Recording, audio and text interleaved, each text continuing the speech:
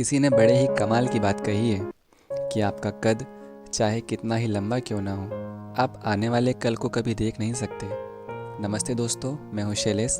एक छोटी सी कहानी सुनाता हूँ। एक बार सभी देवी देवता कैलाश पर्वत पर भगवान शिव जी से मिलने पहुँचे। तब भगवान विष्णु भी अपने वाहन गरुड़ पर सवार होकर कैलाश पहुँच गए। गरुड़ द्वार पर ही ठहर गए, बाहर प्रतीक्षा करने लगे। गरुड़ जी कैलाश के सुंदर दृश्यों को देख रहे थे। तभी वहाँ उन्होंने एक छोटी सी खूबसूरत रंग बिरंगे पंखों वाली चिड़िया को देखा। चिड़िया को देखकर गरुड़ जी बहुत प्रसन्न हुए। उसी समय यमराज जी भी वहाँ पहुँच गए। यमराज ने जब देखा उस चिड़िया को तो वे काफ़ी चिंतित हुए, किंतु इसके पश्चात वे भी सभा में पहुँच गए अंदर। गरुड़ ने जब यह देखा तो देखते ही समझ गए कि पक्का है इस चिड़िया की आज मौत निश्चित है। तभी यमराज जी भी इसे देख रहे होंगे।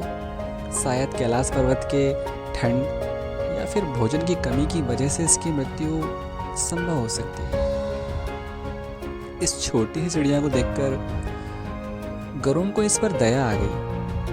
उन्होंने निश्चित किया कि वो इस चिड़िया को यमराज की पहुंच से बहुत दूर ले जाएंगे। गरुड़ जी ने उसे उड़ाकर 9 समुद्र पार दंडक वन में आम के वृक्ष पर छोड़ा है और मन ही मन खुश होने लगे कि मैंने अपना कर्तव्य निभा दिया। जब बैठक खत्म हुई, यमदेव बाहर आए। तब गरुड़ जी ने यमदेव से पूछा कि आप उस नन्ही चिड़िया को देखकर चिंतित हो रहे थे, क्या बात है? यमदेव ने बताया कि उस चिड़िया की आज मृत्यु निश्चित थी, परंतु सोचने की बात यह थी कि उस चिड़िया की मृत्यु 9 समुद्र पार हजारों कोसों दूर एक आम के वृक्ष पर बैठे हुए अजगर का ग्रास बनेगी। तो मैं यह सोच करके चिंतित था, किंतु आपने मेरा काम सफल कर दिया।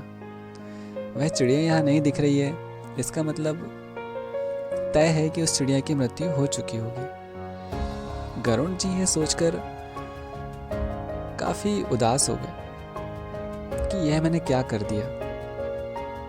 दरअसल यह कहानी यह समझाती है और यह सिखाती है कि मृत्यु को कोई टाल नहीं सकता। अगले पल का किसी को पता नहीं है। हम आने वाले कल के विषय में सालों की प्लानिंग करते हैं, लेकिन हमें पता ही नहीं है कि अगले सेकंड में क्या होगा। जैसे मैंने शुरू में कहा था कि चाहे आपका कद कितना ही लंबा क्यों ना हो, आप आने वाले समय को देख नहीं सकते, अनुमान नहीं लगा सकते। कहने का मतलब यह है कि आज में जीना शुरू कीजिए, अच्छा काम शुरू कीजिए। एक बार फिर से आपसे कहना चाहता हूँ, ऊपर वाले के आशीर्वाद के साथ, अपनों के प्यार के साथ, कि कर दिखाओ कुछ ऐसा दुनिया बनना चाहे आपके जैसा।